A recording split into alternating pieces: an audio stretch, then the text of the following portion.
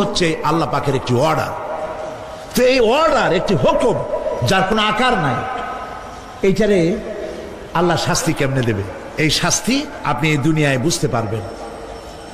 হঠাৎ করে আপনার গ্রেফতারি পরোয়ানা জারি হয়ে গেছে, তখন একটা টেনশন ক্রিয়েট করে। এই শাস্তিটা কোথায় হয়? বডির উপরে না রুহের উপরে? রুহের উপরে হয়।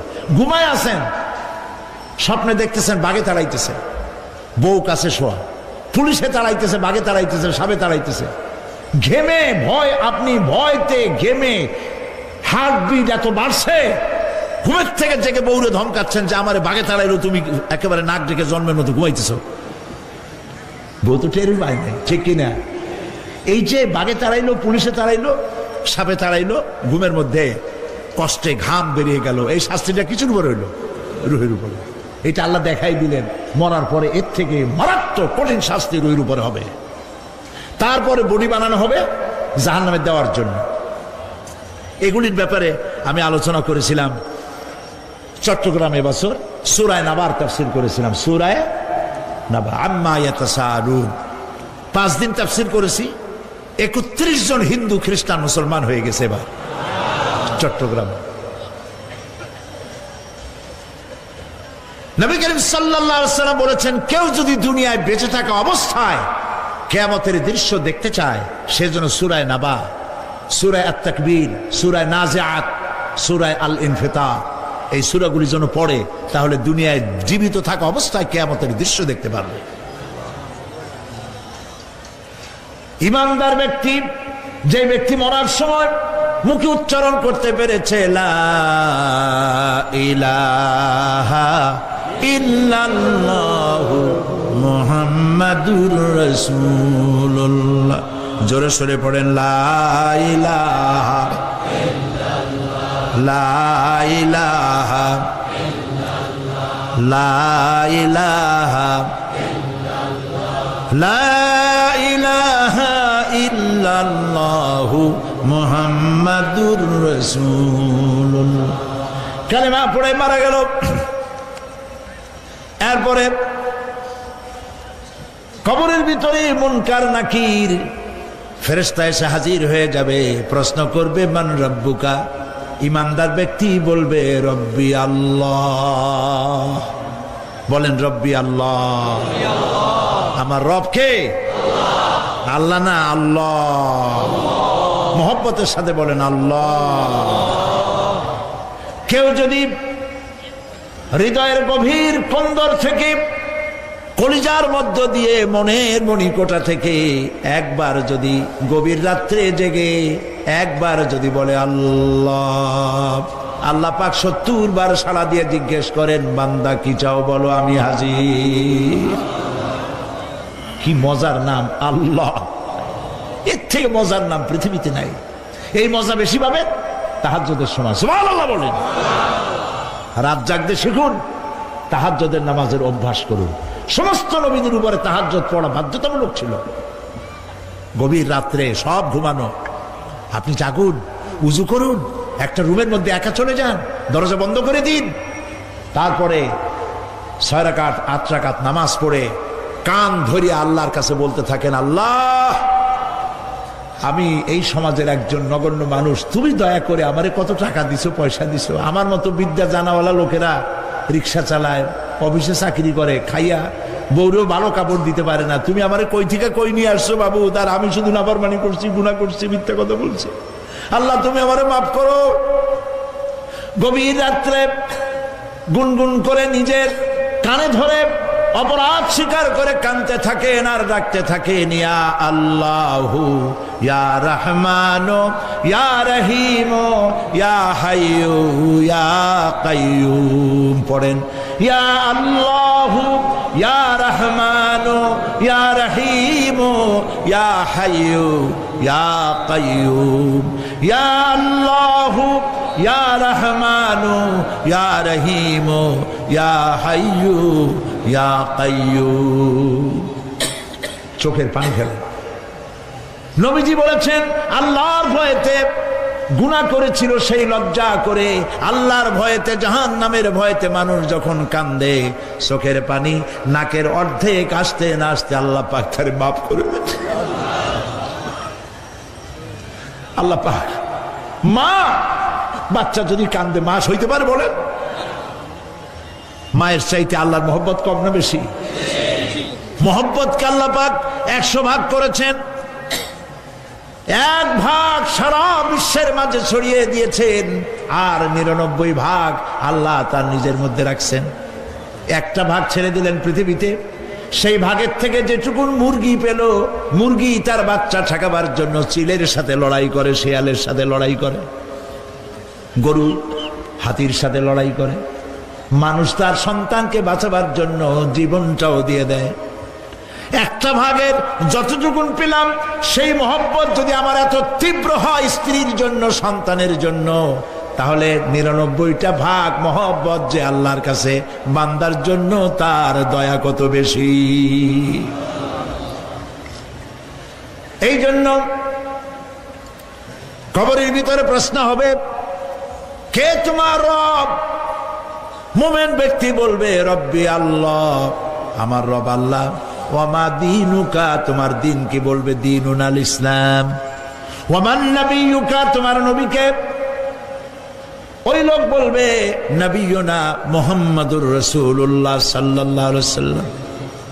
হাদিসে এসেছে ওই সময় নবীজির চেহারা মোবারক দেখানো হবে, প্রশ্ন করা হবে মা কুনতা তাকুলু ফি হাযার রাজুল, এই লোক সম্পর্কে তোমার ধারণা কি? লোকটি বলবে হাযা নবিয়ুনা মুহাম্মাদুর রাসূলুল্লাহ সাল্লাল্লাহু আলাইহি ওয়াসাল্লাম, ইনি তো আল্লাহর রাসূল, আমার নবী। সঙ্গে সঙ্গে গায়েব থেকে আওয়াজ হবে ফাফরিশু বিল জান্নাতি ওয়ালবিসু বিল জান্নাহ, ও আমার ফেরেশতারা আমার বান্দার জন্য জান্নাতের বিছানা কবরের মধ্যে বিছায় দাও, আর আমার বান্দাকে জান্নাতের পোশাক পরায়, জান্নাতের পোশাক পরায়, জান্নাতের বিছানা বিছায় দাও, আর তার কবরটাকে প্রশস্ত করো ইলা মাদ্দা বাসারা, যদ্দূর তার চোখের দৃষ্টি যায় অদ্দূর বড় বানায় দাও কবর। ফেরেশতারা বলবেন নোম কানাউমুল উরুস, দুলামিয়া যেমন বাসর সজ্জায় বউ নিয়া ঘুমায়, তুমি আরামে ঘুমায় থাকো ইলা ইয়াউমিল কিয়ামা। ভাই সাহেব, এই পৃথিবীর সব ফাঁকিবাজি, মোহ, সব মোহ, স্ত্রী পুত্র পরিজন মাল ধন কিচ্ছু না, কোনো দাম নাই। আল্লাহকে ভয় করুন, আল্লাহকে ভয় করে চলুন। ভয় তো করতে পারলাম না, এত বড় একটা রমজান মাস চলে গেল, রোজা আসছিল তাকওয়া সৃষ্টি করার জন্য, সারা জীবন রোজা রাখলাম, মুত্তাকি হইতে পারলাম না। এটা ঠিক কিনা বলুন? সারা জীবন রোজা রাখলাম, মুত্তাকি হইতে পারি নাই। এখনো মিথ্যা কথা বলি, ওজনে কম দেই, খাদ্যে ভেজাল দেই, কথা ঠিক কিনা? মিথ্যা কথা বলতেছেন, মিথ্যা কথা বলা কবিরা গুনাহ, মিথ্যা কথা বলা সমস্ত গুনার মা। কোথায় কোথায় মিথ্যা বলা হচ্ছে? দোকানদারি করতেছেন, কষ্ট করে মাল কিনছেন, লাভের জন্যই তো কিনছেন, মিথ্যা কন কেন? ওজনে কম দিচ্ছেন, ভেজাল দিতেছেন, ভেজাল দিয়া কম দিয়া কয় টাকা উপার্জন করবেন? আর কতগুলি খাইতে পারবেন আপনি? চাউলের মধ্যে তুষ দিলেন, কুড়া দিলেন, পাথর দিলেন। আহারে মুসলমান, কি কপাল পোড়া! ওজন দিতে গিয়া একটু খিস দিয়ে ধরে যেদিকে পাথরটা, আর মালটা যেদিকে সেদিক টিটু নিচু করে দেয়। যে কেনে সে মনে করে মাশাআল্লাহ, লোকটা তো খুব ভালো, আমার তো বেশি দিছে, কিন্তু বাড়ি যেয়ে দেখবেন আপনারা 14 গ্রাম কম দিয়েছে। ও 14 গ্রাম তো না, এখন তো গ্রাম বলে, আগে তো আমরা ছটাক মটক বলছি, এখন গ্রাম বলে সুবিধার জন্য। এগুলি কি আমি বানায় বলতেছি না? কথা ঠিক। লাভটা কি? কি লাভ? জমিনের আইল ঠেলতেছেন, পরের জমিন দখল করতেছেন, বোনেরে ঠকাইছেন, ভাইরে ঠকাইছেন, ভাইয়ের সম্পত্তি ফেরত দেন নাই। আহা, এই যে দুরবস্থার সৃষ্টি হলো, আমলের পরিবর্তন হলো না। মসজিদ বানাইছি সব দালান, মসজিদগুলি সব বিল্ডিং হয়ে গেছে। নবী করিম সাল্লাল্লাহু আলাইহি ওয়াসাল্লাম বলেছেন মাসাজিদুহুম আমিরাতুন ওয়া হিয়া খারাবুম মিনাল হুদা, মসজিদগুলি সব দালান হয়ে যাবে শেষ যুগে। এগুলি নবী করিম সাল্লাল্লাহু আলাইহি ওয়াসাল্লামের ভবিষ্যৎবাণী। মসজিদগুলি কি হবে? সব বিল্ডিং হয়ে যাবে। ওয়া হিয়া খারাবুম মিনাল হুদা, হেদায়েত থেকে খালি হয়ে যাবে। হেদায়েত নাই, খালি মসজিদ, building, tiles, mosaic, air condition সব আছে, হেদায়েত নেই। কবি বলতেছেন মসজিদ তো বানালি হে शब भर में ईमान की हरारत वालों ने मन पुराना पापी रहा बरसों में नमाजी बनना सिखा। मन চাইছে তাড়াতাড়ি করে মসজিদ একটা বানাই ফেলাইছে, কিন্তু বছর বছর নামাজ পড়লো, মন সেই পুরানা পাপী রয়ে গেছে, সেই পাপ থেকে সে বাঁচতে পারে নাই। এই জন্য বিশ্বকবি ইকবাল বলেন, मस्जिद में मरसिया खाए के नमाजी न रही, मस्जिद में मरसिया खाए के नमाजी न रही, यानी वो साहिबे औसाफ हिजाजी न रही। मस्जिद আটকানতেছে, আমার সেই নামাজি কই? যেই নামাজিরা যখন নামাজ পড়তো পাখি এসে মাথার উপরে বসতো, পাখিতে বুঝতে পারতো না যেটা মানুষ না গাছ। সুবহানাল্লাহ। আর এখন ইমাম যদি নামাজ পড়তে আত্মাহিত পড়তে দেরি করে, ধীরে ধীরে পড়তেছে, পিছন থেকে সিগন্যাল মারা শুরু করে,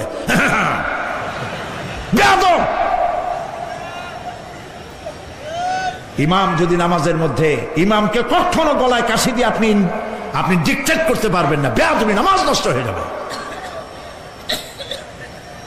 অনেকে করে কিনা বলো, ওর নিজেরটা শেষ হয়ে গেছে এই জন্য ইমাম করে না কেন, সেই জন্য কাশি দেয়। এটা ফাজলামি করার জায়গা নয়। প্রিয় ভাই সব, সুতরাং আমল যদি ভালো না হয় মসজিদ সুন্দর বানায় লাভ হবে না।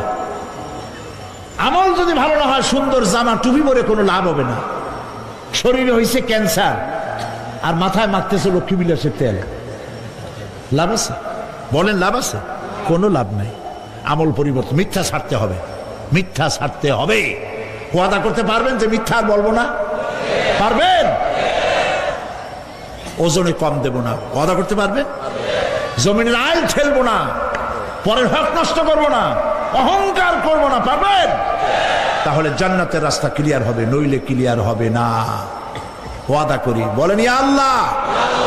দুই হাত উঁচু করেন, বলেন ইয়া আল্লাহ, তোমার পবিত্র নামে কসম করি, ওয়াদা করি, যতদিন পর্যন্ত মালাকুল মউত আমার মাথার কাছে না আসতেছে, ফরজ নামাজ, ফরজ রোজা ছেড়ে দেব না। ইয়া আল্লাহ, আর মিথ্যা কথা বলবো না, ওজনে কম দেব না, খাদ্যে ভেজাল দেব না, অধীনস্থ নারীদেরকে বেপরদা রাখবো না, অহংকার করব না, সুদ খাবো না, সুদ দেব না, ঘুষ খাবো না, ঘুষ দেব না, শিরক করব না, বেদাত করব না। আল্লাহ তাআলা তুমি দয়া করে আমার ওয়াদা কবুল করো, আমিন। হাত নামা, আল্লাহ পাক কবুল করুন, সবাই বলেন আমিন। যদি এই ওয়াদা পালন করতে পারি জান্নাতের রাস্তা ক্লিয়ার হয়ে যাবে। আর ওয়াদা পালন করতে পারবো না, ওয়াজের মাহফিল আইসে কোনো লাভ নেই। বছরের পর বছর ওয়াজ শুনবেন, আমলের পরিবর্তন হবে না, কোনো লাভ নাই। দোকানদারেরা ওজন টোজন ঠিক মতো দেন, মিথ্যা কথা বলা বাদ দেন, ওজন একটু কমাইয়ে দিয়া, খাদ্যে ভেজাল দিয়া কোনো লাভ নাই। এগুলি আপনি কবরে নিতে পারবেন না, শুধু পাপ আর পাপ। কথা বুঝে আসছে আপনাদের? আর প্রত্যেকটি মানুষকে তাওহীদবাদী হতে হবে, শিরক মুক্ত হতে হবে। শিরক হলো মাজারগুলিতে গিয়ে মনের আশা আকাঙ্ক্ষা সেখানে বলা, এটি হচ্ছে শিরক। এই কাজ আপনারা করবেন না। কুমিল্লা কি মাজার আছে? আছে? কোন মাজারে যাবেন না, কোনদিন যাবেন না, কোন প্রয়োজন নাই। বিপদে পড়েছেন, উযু করবেন, মসজিদে চলে যাবেন, সুবহানাল্লাহ বলেন। মসজিদে গিয়ে 2 রাকাত কাজায়ে হাজতের নামাজ পড়বেন, আল্লাহর কাছে কাঁদবেন। মাজারে যিনি শুয়ে আছেন বিশ্বাস করেন, কোরআন শরীফ আমার সামনে, বিশ্বাস করুন, যিনি কবরে শুয়ে আছেন আপনাকে 4 পয়সার উপকার করতে পারবে না। মাঝখানে আপনি শিরকের গুনাহ নিয়ে আল্লাহর দরবারে হাজির হবেন। মাজারে টাকা দিবেন না, পয়সা দিবেন না, মানত করবেন না। মাজার একটা ব্যবসা। মাজার আজকাল কি? মাজার আর রস সব ব্যবসা। আপনারা এই সব কাজে যাবেন না। আগরবাতি, মোমবাতি, চাদর দেওয়া, মশারি দেওয়া, এগুলো মুসলমানের কাজ না। হিন্দু, খ্রিস্টান, বৌদ্ধ যা করে আমরা কি তা করতে পারি? জোরে বলেন, পারি? কবরে যদি একটু চিন্তা করেন ভাইরা, মাথাটা একটু খাটান, কবরে যদি চাদর দেওয়াই লাগে তাহলে রাসূল করিম সাল্লাল্লাহু আলাইহি সাল্লামের কবরের উপরে সোনার সুতা দিয়ে চাদর দেওয়া উচিত ছিল,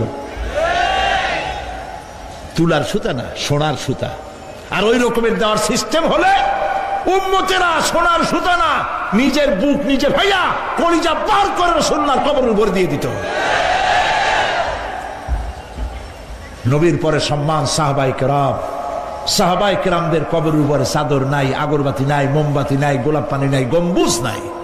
মাজার একটা হইছে, সেটারে গম্বুজ বানাইতে হবে। কেন গম্বুজ বানাবে? দরকারটা কি? তওবা করুন, জিন্দেগিতে আর কোনোদিন মাজারে কোনো সাহায্য করবেন, এক পয়সাও না।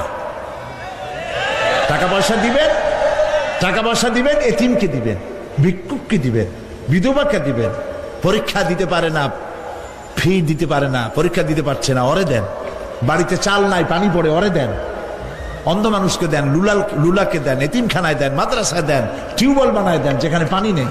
এই সব কাজ করেন, সওয়াব হবে। সুবহানাল্লাহ কোন মাজারে, কোন মাজারে, আজকের মাহফিলে যত লোক হাজির হয়েছেন, কোন মাজারে কোন টাকা পয়সা, আগরবাতি, মোমবাতি, চাদর জিন্দেগিতে দেবেন না। কারা দেবেন না? হাত উঁচু করে দেখান।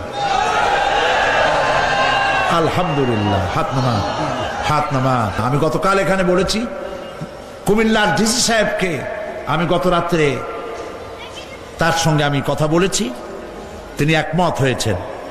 কুমিল্লার কোন দেওয়ালে সিনেমার অশ্লীল পোস্টার থাকতে পারবে না। সিনেমা ব্যবসায়ীদের বলে দিবেন, আপনারাও বলে দিবেন তাদেরকে, সিনেমার ব্যবসা করো, অশ্লীল ছবি দেখাইতে পারবে না। বাইরে লেখা থাকবে একটার, ভিতরে কাটপিস দেখাবা ইংলিশ ছবি। এই হারাম ব্যবসা, সিনেমার ব্যবসা যারা করে, ওদের মতো কপাল পোড়া আকাশের নিচে জমিনের উপরে আর নাই। কারণ কি জানেন? কারণ কি? আরে বাবা থামো, কারণ কি সেটা শোনেন। কারণ হচ্ছে, মসজিদ যে বানাইলো, ওই মসজিদে যতদিন নামাজ হবে, জিকির হবে, তেলাওয়াত হবে, কিয়ামত পর্যন্ত যে পয়সা দিছিল সে সওয়াব পাবে। আর সিনেমা যে বানাইলো, সিনেমা দেখিয়া এরকম বই কি কুমিল্লা আসছে? এমন একটা লোকেরা বলা বলি করতেছে, সুবহানাল্লাহ, এমন একটা ছবি আসছে, যারাই দেখলো সব উমরা করতে রওনা হয়ে গেছে। এমন ছবি আসছে যা দেখিয়া সমস্ত মানুষ তাহাজ্জুদ পড়া শুরু করছে। এরকম হয়েছে।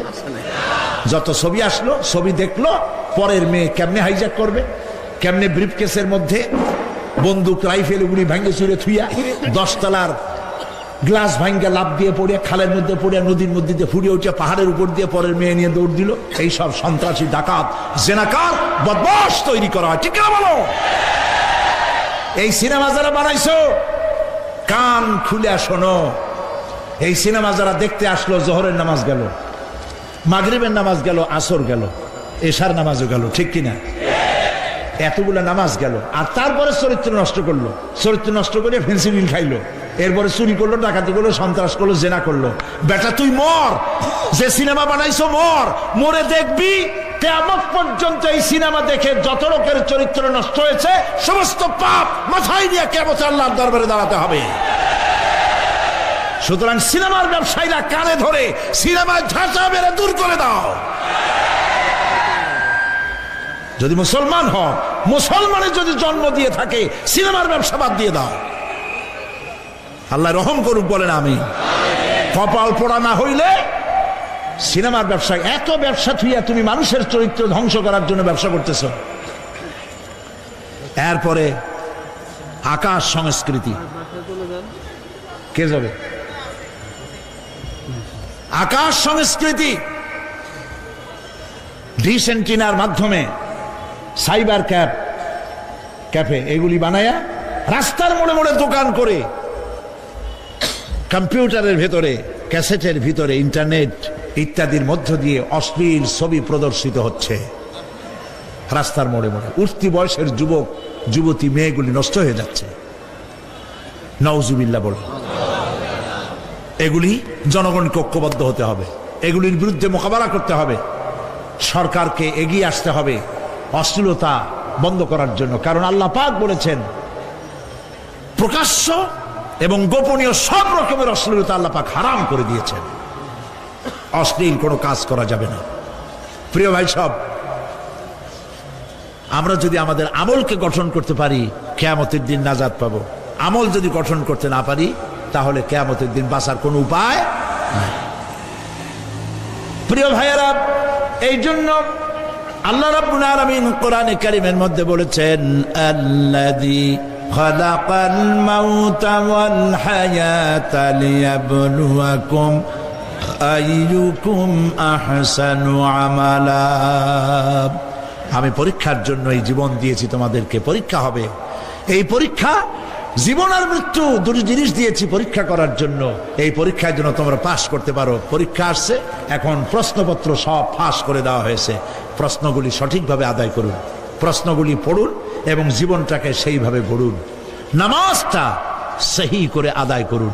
বহু মুসলমান আছে নামাজই পড়ে না, নামাজ পড়তে জানেও না। নবী করিম সাল্লাল্লাহু আলাইহি ওয়াসাল্লাম বলেছেন, সাল্লু কামা রাআইতুমুনি উসাল্লি, নামাজ পড়ো সেইভাবে যেভাবে আমাকে তোমরা পড়তে দেখো। সুবহানাল্লাহ। আর রাসূলুল্লাহ কেমনে নামাজ পড়তেন, এইটা বর্তমান বিশ্বের শ্রেষ্ঠ হাদিস বিশারদ আল্লামা নাসিরউদ্দিন আলবানী তিনি ইন্তেকাল করেছেন। আল্লাহ পাক তাকে জান্নাতুল ফেরদাউসের মেহমান বানায় নিক, বলেন আমিন। তার লেখা বই আছে রাসূলুল্লাহ সাল্লাল্লাহু আলাইহি ওয়াসাল্লামের নামাজ। বইয়ের নাম রাসূলুল্লাহ সাল্লাল্লাহু আলাইহি ওয়াসাল্লামের নামাজ। ছোট্ট একটা বই। এই বইটা আপনারা কিনবেন। এই বইটা যেভাবে লেখা আছে নামাজ সেইভাবে পড়বেন। নামাজ রাসূল করিম ঠিক যেভাবে পড়েছেন ওইভাবেই লেখা আছে। আপনি আন্দাজে পড়লে হবে না, টুকুর টাক্কুর করে কয়েকটা সেজদা দিলেই হবে না। তাদিল আরকান, একটা সেজদা থেকে আরেকটা সেজদার মাঝখানে সময় দিতে হবে, রুকু থেকে দাঁড়ায় সময় দিতে হবে, ধীরে ধীরে নামাজ পড়তে হবে। অথচ আমরা নামাজ পড়ি সব থেকে ব্যস্ততার সাথে, দ্রুত, রকেট সার্ভিস।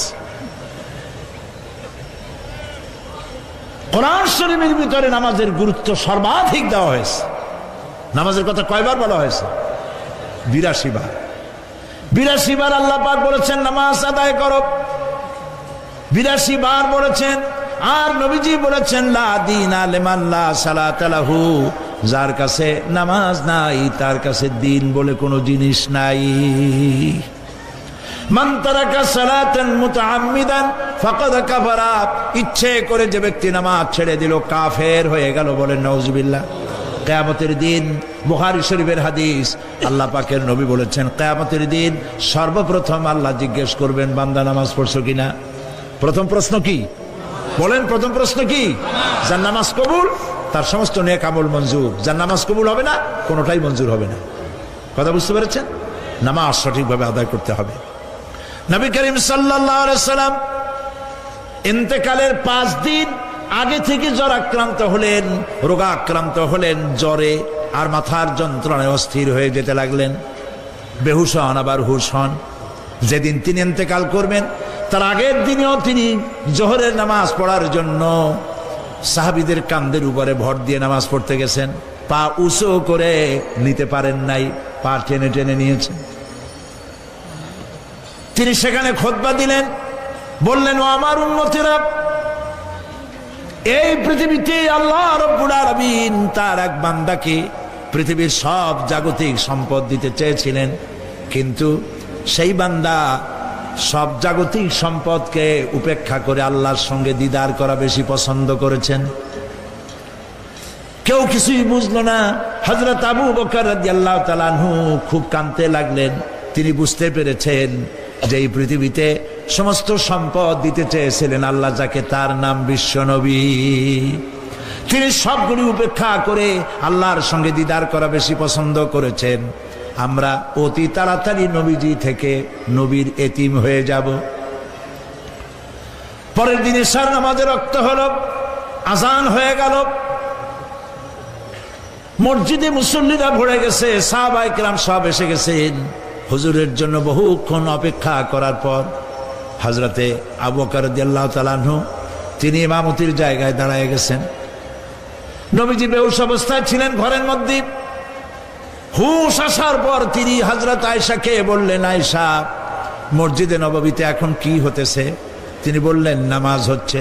লোকেরা আপনার অপেক্ষা করেছে, কিন্তু আপনাকে না পাইয়া, দীর্ঘক্ষণ অপেক্ষা করার পর আপনাকে না পেয়ে আমার বাবার ইমামতিতে তারা নামাজ পড়তেছে, কিন্তু মুসল্লিদের মধ্যে কান্নার রোল পড়ে গিয়েছে।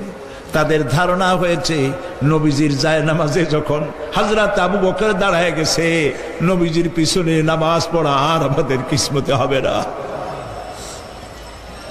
নবীজি বলছেন, আয়েশা রে, মসজিদে নববীর দিকের দরজাটা খুলে দাও, আমি নামাজের দৃশ্য দেখতে চাই। দরজা খুলে দেওয়া হলো। নবীজি কোন রকম মাথা উঁচু করে মসজিদে নববীতে নামাজের দৃশ্য নিজে অবলোকন করে আবার শুয়ে পড়লেন। হযরত আয়েশা লক্ষ্য করে দেখেন নবীজির চোখের পানি দিয়ে কোনা দিয়া পানি বেয়ে বেয়ে পড়ছে। হযরত আয়েশা প্রশ্ন করলেন, ইয়া রাসূলুল্লাহ, নামাজের দৃশ্য দেখি কাঁদছেন কেন? হুজুর বলেন, আয়েশা রে, এটা কোনো দুঃখের পানি নয়, আমি কাঁদতেছি এই জন্যে, এই নামাজের জামাত কায়েমের জন্য তায়েফের ময়দানে অনেক রক্ত ঝরেছে, আবার উহুদের ময়দানে দান দান শহীদ হয়েছে, সাহাবায়ে কেরাম জীবন দিয়েছে। আজ আমি দেখতে পেলাম আমার উম্মতেরা জামাতে নামাজ পড়ছে। আমার ধারণা হলো ভবিষ্যতে কিয়ামত পর্যন্ত আমার উম্মতেরা এইভাবে জামাত বন্দী হয়ে নামাজ আদায় করবে। নবীজি আবার বেহুশ হয়ে পড়লেন। মসজিদে নববী থেকে আজ আর কেউ বাড়ি যায় না, সবাই কান্দে। আজ রাত বোধহয় নবীজি কাটাবেন না। মেয়েরা কাঁদতেছে, সাহাবায়ে কেরাম কাঁদতেছেন, আজওয়াজে মুতাহারাত তারা কাঁদতেছেন। নবীজির আবার হুঁশ হলো, তাকায় দেখেন ঘরের মধ্যে কান্নাকাটি, মসজিদে নববীতে কান্নাকাটি। সব থেকে বেশি কাঁদতেছেন মা ফাতেমা। নবীজি হযরত ফাতেমার কান্না দেখে ইশারা করলেন, কাছে আয়। হযরত ফাতেমা রাসূলের কাছে গেলেন। নবীজি কানে কানে কি যেন বললেন, কান্নাটা বন্ধ হয়ে গেল। হযরত আয়েশা জিজ্ঞেস করলেন, মা, তোমার আব্বা তোমার কানে কি বললো আর কান্না বন্ধ হয়ে গেল? হযরত ফাতেমা বলে, আম্মাজি, আমার আব্বা আমাকে বললেন, মা ফাতিমা, তোমার কান্না আমার বরদাস্ত হয় না, কেঁদো না, আমি মৃত্যুর পরে সকলের আগে তোমার সাথে আমার দেখা হয়ে যাবে। হযরত ফাতেমা বলছেন, আম্মাজি, আমি বুঝতে পেরেছি আমার আব্বার এই কথার অর্থ কি। নবীজির ইন্তেকালের পরে আত্মীয় স্বজনের মধ্যে সবার আগে আমার মৃত্যু হবে, আর আমার পিতার সাথে আমি মিলিত হতে পারবো। রাত যখন শেষ হয়ে এলো, নবীজির হুঁশ হয়েছে, তাকায় দেখেন হযরত জিবরাইল দাঁড়ানো। হযরত জিবরাইল নবীজির চেহারা মোবারকের দিকে তাকায় বলেন, আসসালামু আলাইকা ইয়া রাসূলুল্লাহ, আল্লাহ আপনাকে সালাম বলেছেন, আর আল্লাহ পাক জানতে চেয়েছেন আপনার মুখে আপনি কেমন আছেন।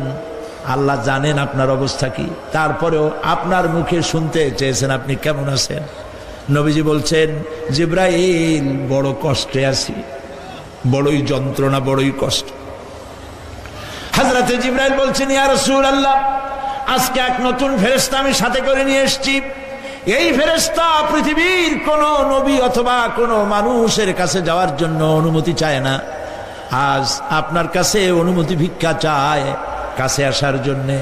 ওই ফেরেশতার নাম হচ্ছে মালাকুল মউত। হযরতে মালাকুল মউত বলেন, ইয়া রাসূলুল্লাহ, এই পৃথিবীতে আদম আলাইহিস সালাম থেকে নিয়ে পর্যন্ত কোন মানুষের জান কবজের জন্য আমার অনুমতি চাওয়া লাগে নাই, আর কোনোদিন লাগবে না। আজ আমি আসার সময় আল্লাহ বলেছেন আপনার জান কবজের জন্য আমি যেন আপনার কাছে অনুমতি ভিক্ষা চাই। নবীজি বলছেন, আমি যদি অনুমতি না দেই তো কি হবে? হযরতে মালাকুল মউত বলছেন, ইয়া রাসূলুল্লাহ, অনুমতি যদি না দেন আমি ফেরত চলে যাব, আমাকে সেভাবেই বলা হয়েছে। হযরতে জিবরাইল বলেন, ইয়া রাসূলুল্লাহ, হে আল্লাহ রাব্বুল আলামিন আপনার দিদারের ইন্তজার করতেছে।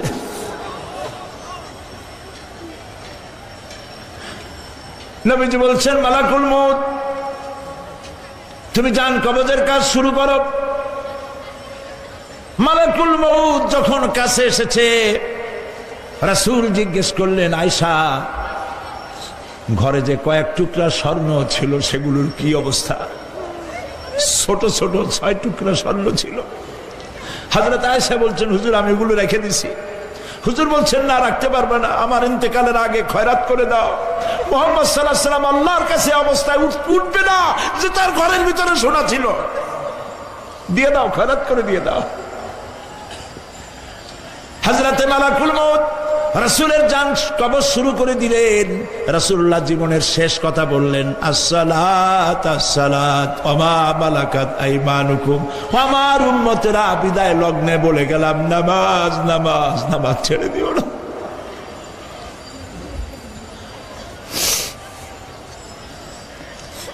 প্রিয় ভাইরা,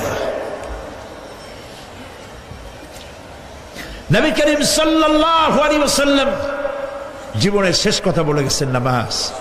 সেই নামাজে আমাদের যত সব অবহেলা, স্ত্রীকে নামাজ পড়ান, বউকে নামাজ পড়ান, ছেলে মেয়েকে নামাজ পড়ান। দোকানদার ভাইরা যখন আজান হয়ে যাবে দোকান বন্ধ করে দেন, আপনি আপনার কর্মচারীরা নামাজ পড়তে যান। যতটুকু সময় নামাজ পড়তে গেছে এই সময় বিক্রি করলে যা লাভ হইতো, এরপরে বিক্রি করলে আল্লাহ 10 গুণ বেশি বরকত দিতে পারেন। পারেন কিনা? পারেন কিনা? পারেন। আল্লাহর বিশ্বাস করেন, আল্লাহ আপনার বরকত দিবে। আপনার কর্মচারী, দোকানদারে, বাড়ি ঘরে স্ত্রী পুত্র পরিজন যারা আছে সবাইকে নামাজি বানান। নামাজি বানাবার জন্য চেষ্টা করেন। নামাজ রোজা ইত্যাদি করুন। মিথ্যা বলবেন না, ওজনে কম দিবেন না, খাদ্যে ভেজাল দিবেন না, ঘুষ খাবেন না, ঘুষ দিবেন না, মানুষের উপর অত্যাচার করবেন না, কাউকে কষ্ট দিবেন না, মানুষ যেন আপনার ব্যবহারে কষ্ট না পায়। আল্লাহ পাক বলেছেন, ওয়াকুলু লিন্নাসি হুসনা, মানুষের সাথে সুন্দর সুন্দর কথা কও। নবী করিম সাল্লাল্লাহু আলাইহি ওয়াসাল্লাম বলেছেন, মানুষের সাথে যদি হাসি মুখে কথা বলো একটা সদকা দেওয়ার সমান সওয়াব হয়ে যাবে। মানুষকে ভালোবাসো, গরিবদের ভালোবাসো, তাদের অর্থ করি দাও, পয়সা করি দাও, তোমার যা আছে দিতে থাকো। কুয়ার পানি যত উঠাবেন তত কুয়ার পানি ভালো থাকবে, আর পানি উঠাবেন না কুয়ার পানি পচে যাবে। এই জন্য আল্লাহর রাস্তায় পয়সা যত ইনকাম হচ্ছে খরচ করতে থাকেন, আল্লাহ পাক দিতে থাকবেন।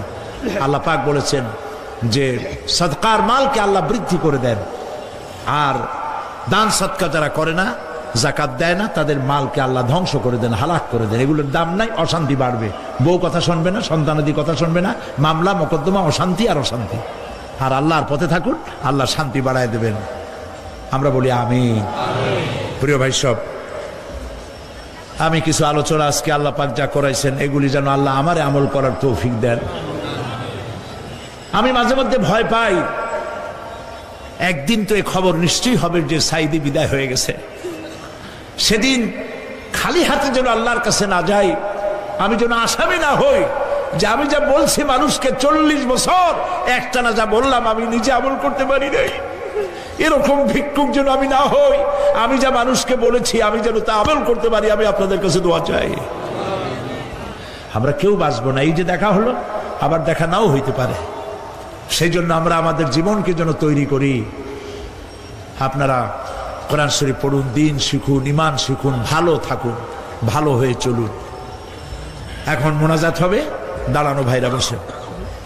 রাস্তাঘাটে দুজন মুসলমান করে একটা মহিলা এবং তার ছেলে, রাস্তাঘাটে যিনি যেখানে আছেন, আখেরি মোনাজাত, দায়িত্ব নিছেন। এই মোনাজাতে অংশগ্রহণ করা একটা বিরাট সওয়াবের কাজ। সুবহানাল্লাহ। দাঁড়ানো ভাইরা বসেন, আমি তো দেখতে পাচ্ছি কোথায় কে দাঁড়ানো। বসতে বলছি, আমি তো এর আগে বলিনি একবারও যে বসান। বসেন। মোনাজাতের আদব হলো বসা। রাস্তায়, পথে, ঘাটে, গেটে যিনি যেখানে আছে সেখানে বসে আর জোরে সরে জিকির করেন, সুবহানাল্লাহ, আলহামদুলিল্লাহ, লা ইলাহা ইল্লাল্লাহ। কবি নৃত্য কোনের আছে মাঝে দেখতে সুবহানাল্লাহ, ইসলাম সেখানে সদস্য নজরুল ইসলাম, সুবহানাল্লাহ, আলহামদুলিল্লাহ, লা ইলাহা ইল্লাল্লাহ। জোরে করেন, সুবহানাল্লাহ, আলহামদুলিল্লাহ, লা ইলাহা ইল্লাল্লাহ, লা ইলাহা ইল্লাল্লাহু মুহাম্মাদুর রাসূলুল্লাহ। দুইজন অমুসলিম হিন্দু মুসলমান হওয়ার জন্য এসছেন, মা এবং ছেলে। মা এবং ছেলে মা আছেন মহিলা প্যান্ডেল পাশে, এই পেছনে মহিলা প্যান্ডেলে মা আছেন। তার পূর্ব নাম হলো হাসিরানী শীল, রামনগর বাড়ি, জাঙ্গালিয়া, কুমিল্লা। বর্তমান নাম পছন্দ করেছে ফাতেমা বেগম। আর তার ছেলে নাম হলো সুমন চন্দ্র শীল। কই সুমন চন্দ্র শীল। বর্তমান নাম পছন্দ করেছে মোহাম্মদ ওমর ফারুক। মাশাআল্লাহ। এর এফিডেভিট সরকারি নিয়ম অনুযায়ী অ্যাডভোকেট নাজির আহমদ হুসাইনি আগামীকাল তাদের এফিডেভিটের ব্যবস্থা করে দেবেন। আলহামদুলিল্লাহ বলে এখন তারা মুসলমান হবে।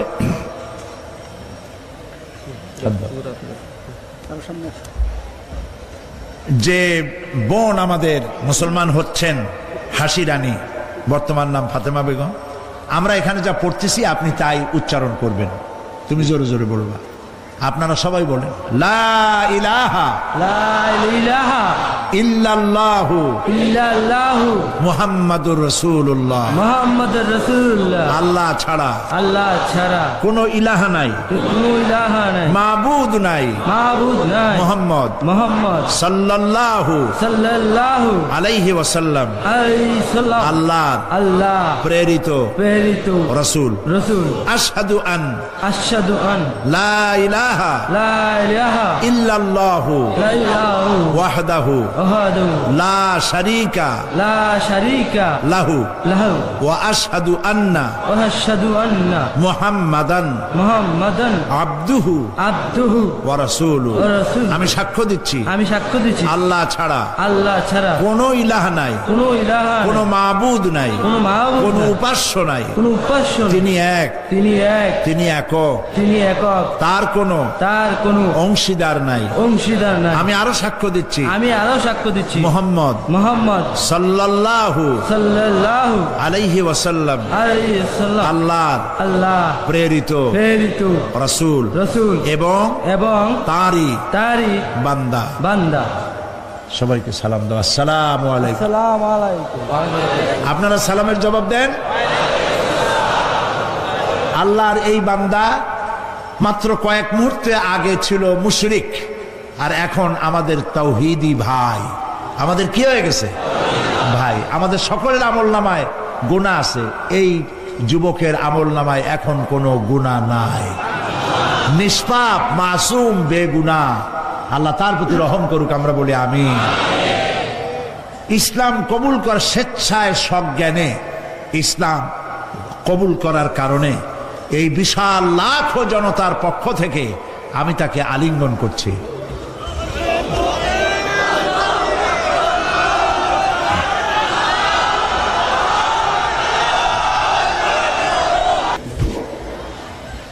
এখন মোনাজাত হবে, মোনাজাতের পর আজান হবে। স্ট্রোক করেছে। রব্বানা যালামনা أنفسنا وإن لم تغفر لنا وترحمنا لنكونن من الخاسرين। সবাই পড়েন আমার সাথে, রব্বানা যালামনা আনফুসানা ওয়া ইন লাম তাগফির লানা ওয়া তারহামনা লানাকুনান্না মিনাল খাসিরিন। হে আল্লাহ তাআলা, তোমার আরশে আজিম থেকে তাকায় দেখো, কুমিল্লার ঈদগাহ ময়দানে বিশাল ময়দান, রাস্তাঘাট, মানুষ উপচে পড়েছে, লাখো জনতা। আমরা গুনার বোঝা নিয়ে তোমার দরবারে হাত তুলেছি। রব্বুল আলামিন, আমাদের গুনার দিকে তাকায়ও না, আমাদের চোখের দিকে আর মুখের কাকুতি মিনতির দিকে তাকায়া আমাদের জিন্দেগির গুনাহ মাফ করে দাও। রব্বুল আলামিন, সারা জীবন নাফরমানি করেছি, শিরক বিদআত সহ এমন কোন গুনাহ নাই যা কম বেশি আমরা করি নাই।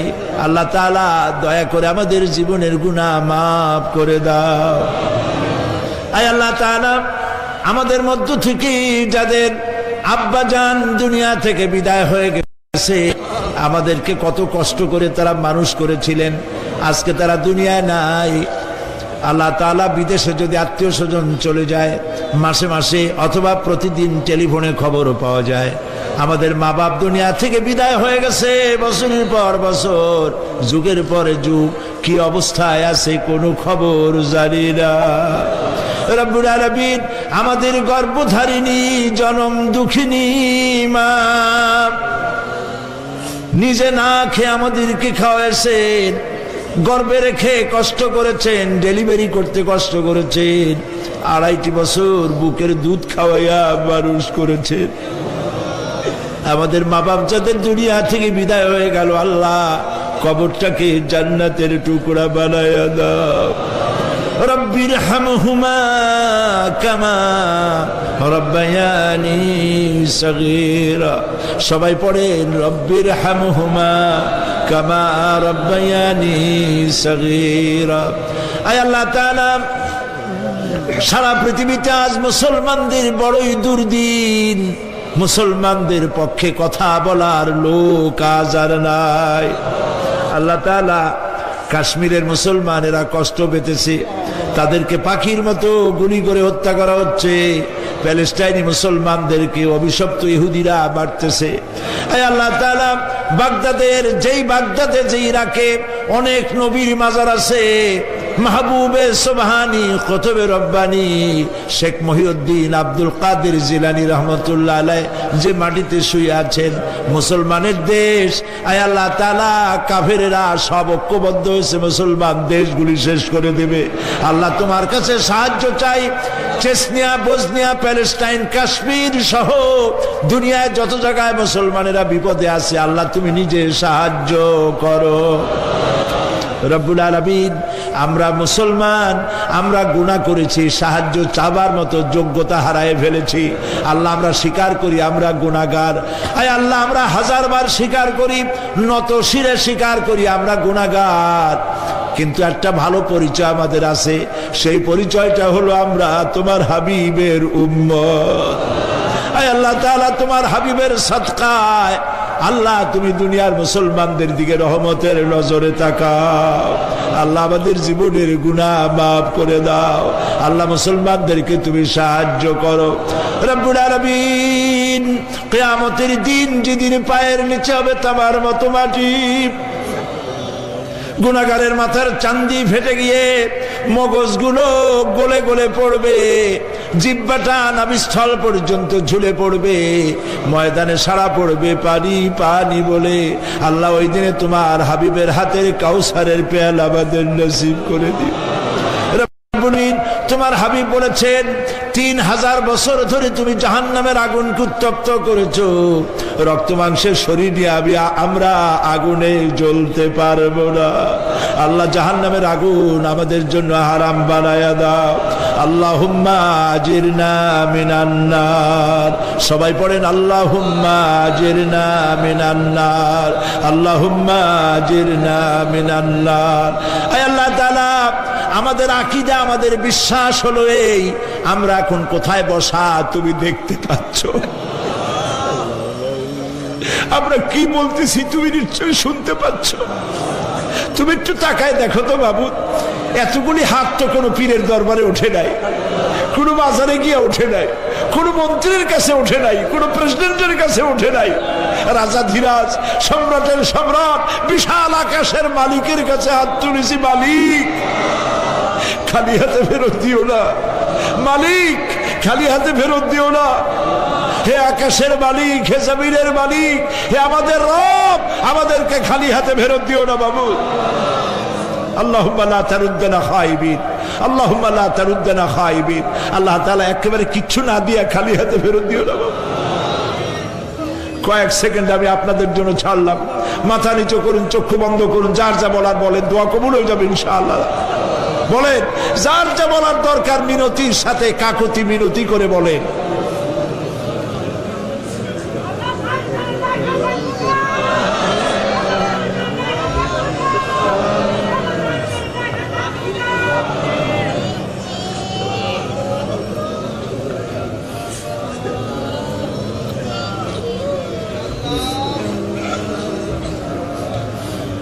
আল্লাহ তাআলা, তোমার বান্দারা তুমি তাকায় দেখো, আসামির মতো বসছে, কি চাইতেছে তুমি শুনতে পাচ্ছ। আমরা সবাই ভিক্ষুক। তুমি বলেছো ওয়াল্লাহু গানিয়ুন ওয়া আনতুমুল ফুকারা, আমরা ফকিরের গোষ্ঠী, আর তুমি গানি, আমরা ভিক্ষুক, আর তুমি দাতা। আল্লাহ তাআলা আমাদেরকে খালি হাতে ফেরত দিও না বাবু। এই মাঠ থেকে কেউ যেন গুনার বোঝা নিয়ে ফিরে না যায় বাবু। আল্লাহ তাআলা সিরাতুন নবী কমিটি প্রত্যেক বছর মাহফিল করতেছে, আল্লাহ তাদেরকে কবুল করো। আল্লাহ তাআলা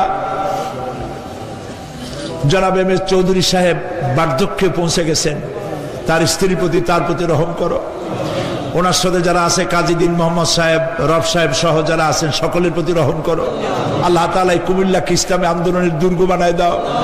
শিবিরের যে ছেলেটি ক্যান্সার রোগাক্রান্ত হয়েছে, ডাক্তার বলেছে ৩-৪ মাসের বেশি বাঁচবে না, কিন্তু তুমি ভালো জানো। আল্লাহ পাক, আমরা এই ছেলেটির জীবন তোমার কাছে ভিক্ষা চাইতেছি বাবু, তুমি ভিক্ষা দিয়া দাও।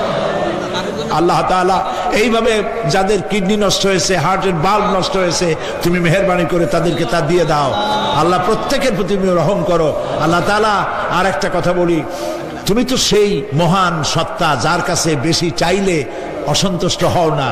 পৃথিবীতে সবাই বারবার চাইলে অসন্তুষ্ট হয়, তুমি বরং না চাইলে অসন্তুষ্ট হও।